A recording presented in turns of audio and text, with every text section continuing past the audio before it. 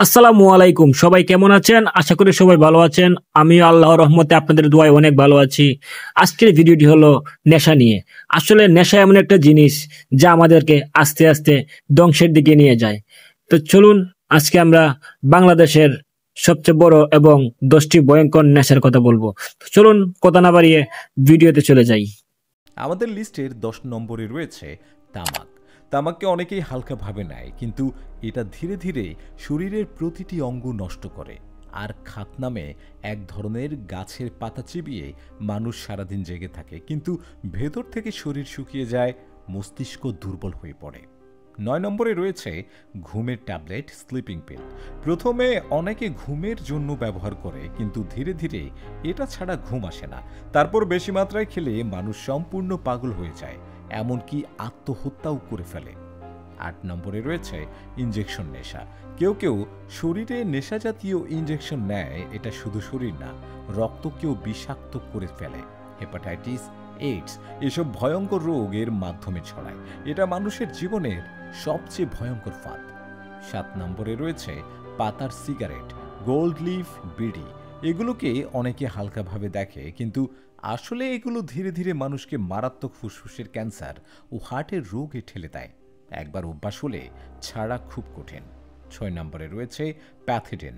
হাসপাতালে ওষুধ হিসেবে ব্যবহৃত হলেও অনেকেই এটা নেশা হিসেবে ব্যবহার করে। এর এক ডোজ মানুষকে অবাস্তব সুখ দেয়, কিন্তু তারপর শরীর ব্যথায় কুঁকড়ে যায়। বারবার নিতে নিতে শরীর ভেঙে যায়, এমনকি মৃত্যু অবধি হয়। 5 নম্বরে রয়েছে মদ। মদের নেশা মানুষকে মুহূর্তের জন্য ভুলিয়ে দেয়, কিন্তু বাস্তব জীবনে এর ফল ভয়ঙ্কর। দুর্ঘটনা, মারামারি, পরিবার ভাঙন সব কিছুর মূল কারণ এই নেশা। শরীরের লিভার নষ্ট হয়ে যায় আর মস্তিষ্কের ভারসাম্য নষ্ট হয়। 4 নম্বরে রয়েছে গাঁজা। অনেকে বলে গাঁজা ক্ষতিকর নয়, কিন্তু সত্যি হলো এটা আস্তে আস্তে মানুষকে অলস বানিয়ে দেয়। পড়াশোনা বা কাজ করার আগ্রহ থাকে না, মস্তিষ্ক ধীরে ধীরে অসাড় হয়ে যায়। মানুষ ভেবে বসে সব ঠিক আছে, অথচ ভেতর থেকে সে ধ্বংস হয়ে যায়। 3 নম্বরে রয়েছে ইয়াবা, ছোট লাল ট্যাবলেট।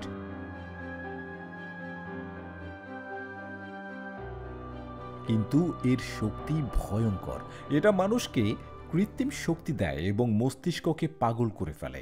ইয়াবা খাওয়ার পর কেউ হাসে, কেউ কাঁদে, আবার কেউ খুন খারাপিতেও জড়িয়ে পড়ে। এর থেকে বের হওয়া সবচেয়ে কঠিন। 2 নম্বরে রয়েছে ফেনসিডিল।